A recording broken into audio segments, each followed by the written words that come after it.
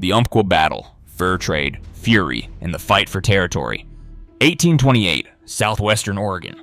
A land where jagged peaks stab the sky and blood stains the trails red. The Umpqua River coils through this savage frontier, its waters poised to witness one of the American West's bloodiest massacres. Jedediah Smith, a legend among fur trappers, leads his weary band into a deadly snare. And ambushed by Umpqua warriors fueled by greed, pride, and a betrayal that cuts deeper than steel. A stolen axe sparks the flame, but the inferno brews from years of clashing worlds. 15 men butchered, their screams swallowed by the towering pines. What shattered this fragile peace? Stay tuned as we tear into the Umpqua Massacre, a brutal saga of fur, fury, and survival. Hit that like, subscribe, and ring the bell for more tales soaked in blood and history. Let's plunge into the carnage. The setting, the calm before the storm. In July 1828, southwestern Oregon pulsed with raw, untamed danger. Dense pine forests stretched across the rugged land, their branches clawing at mist-shrouded peaks. The Umpqua River roared through this brutal expanse, swift, wild, unpredictable, its banks scarred by old battles, its waters a lifeline for the Umpqua tribe and a glittering lure for fur trappers hungry for profit. Jedediah Smith's band of 20 had prowled these lands for weeks, their muskets primed, eyes darting through the shadows, chasing beaver pelts to satisfy Europe's growing craze. Campfires flickered, a frail shield against the wild. But the Umpqua, numbering near 100 in this valley, watched with cold, unyielding fury. To them, these bearded intruders were thieves, defiling sacred ground with every steel trap snapped shut, every pelt skinned and stacked. Blood had soaked this earth before, trappers scalped by moonlight, warriors cut down by rifle fire, their bodies sinking into the river's depths. The air thrummed with the stench of coming slaughter, a tension so thick it clung to the skin. Smith's men whispered of hoofprints in the mud, of shadows beyond the trees, but the promise of pelts drowned their fear. The Umpqua sharpened their spears, their resolve as hard as the river stones, an uneasy peace teetering on the edge of a crimson abyss. The forces, mountain men and Umpqua warriors. Smith's 20 trappers were a battered, relentless crew, forged in the frontier's unrelenting crucible.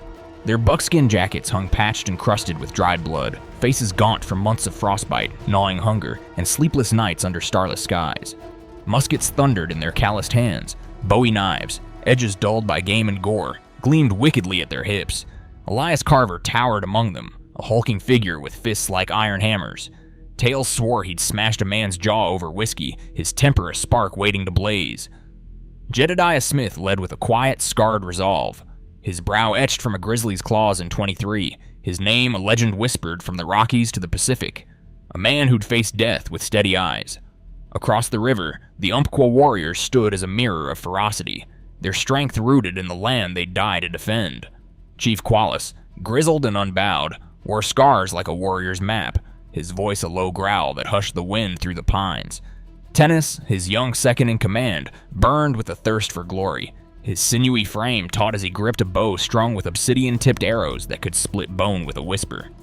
Their warriors moved like shadows through the forest, bows hissing death, spears sharpened by river stones, clubs swinging with brutal grace. They were guardians of this valley, their pride a fire no steel could snuff, their resolve forged in the blood-soaked soil they called home. The conflict, a spark ignites. The clash flared over a stolen axe, but the embers had glowed for days, stoked by mistrust and simmering rage. A trapper's mocking jab at Umpqua ways had drawn Qualis's glare, sharp as a honed blade. The trappers felt the shift, eyes lingering on their rifles, their furs, a hunger growing in the Umpqua's stares. Titskin, a half-Umpqua guide straddling two worlds, pulled Smith aside under the pines, his voice a tense whisper. "This land's blood is theirs. Your goods are theft in their eyes. They'll take it all if you falter." Smith nodded, his jaw tight, but dismissed it, his mind fixed on the pelts piling high, the promise of profit outweighing the warning. Then Carver's axe vanished after a tense trade, its iron head a prize too valuable to lose. His roar shook the camp as he seized Qualis, demanding its return. The axe surfaced among Umpqua gear, begrudgingly handed back. Smith tossed blankets and a knife to ease the sting, hoping to douse the fire. But Qualas's eyes blazed, his voice bitter. "You shame me before my warriors. My honor bleeds." Humiliation festered. Tennis, pacing like a caged wolf, hissed to his chief, "They're weak. Strike now. Take everything." The Umpqua's pride snapped, their rage surging like the river, a tide of vengeance ready to drown the trappers in blood.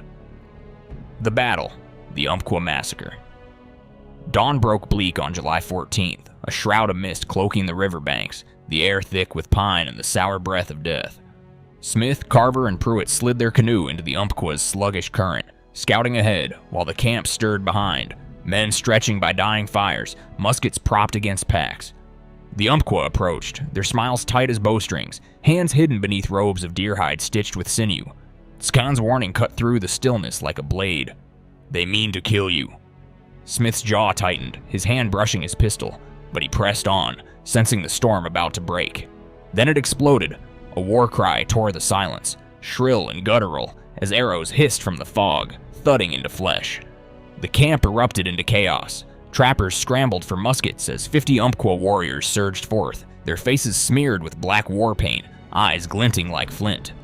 Qualis charged at the fore, an arrow punching through a trapper's throat, blood spraying in a crimson arc across the dirt, the man choking as he fell. Tennis, gripping a stolen rifle, fired with wild precision. A sentry's skull shattered, gray matter splattering the ground like wet ash. The canoe rocked under a hail of arrows. Pruitt screamed as a spear ripped through his ribs, blood staining the river red as he sank beneath the current.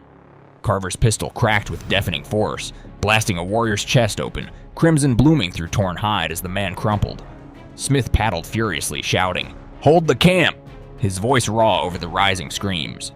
On shore, Carver became a whirlwind of slaughter.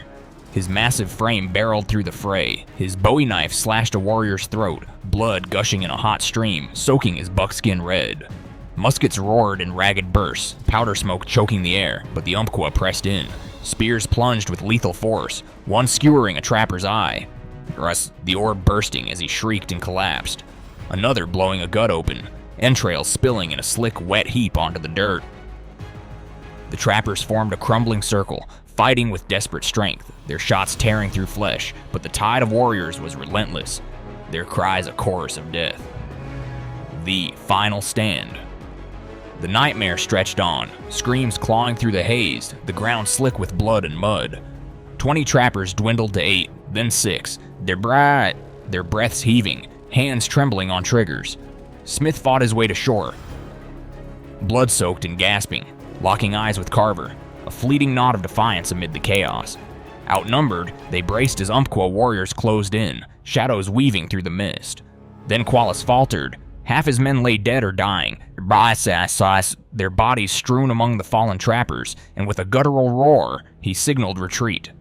The survivors melted into the pines, dragging stolen horses and furs, their mocking laughter echoing over the moans of the dying, a bitter taunt that hung in the air.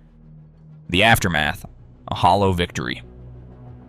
The camp lay in ruins, a grim tableau of gore and shattered dreams strewn across the blood-soaked earth. Jedediah Smith stood amid the wreckage, blood dripping from a gash on his brow, his breath ragged in the cold morning air that stung his lungs. Of his 20 men, only 4 remained.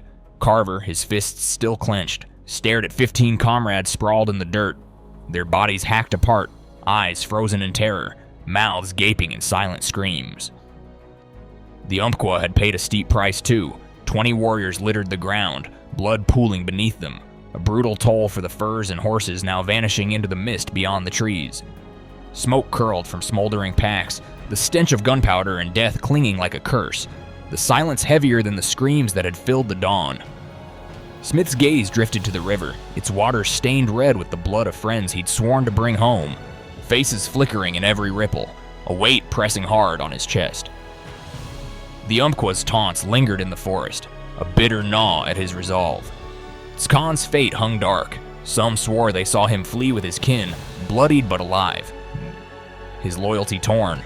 Others claimed his shadow slipped into the wilderness, a ghost haunted by the warning he'd given and the slaughter he couldn't stop. Across the banks, Umpqua women keened softly, their voices a low wail as they gathered their dead, their fires dimming against the river's murmur. With a heavy heart, Smith rallied his survivors, Carver, 2 others, their eyes hollow, and turned north toward Fort Vancouver.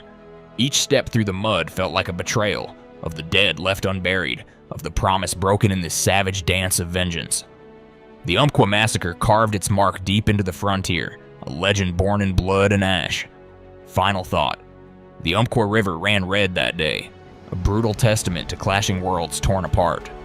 Smith survived, but at what cost? Fur trade greed met Umpqua fury, and neither walked away whole. Tiskin, traitor or ghost? As Smith trudged north, the wilderness whispered, "This isn't the end. What happens when pride and steel collide again?" Ride with us to find out. If this blood-soaked saga gripped you, smash that like, subscribe, and share it wide. The frontier's deadliest tales are just beginning. Don't miss the next shot.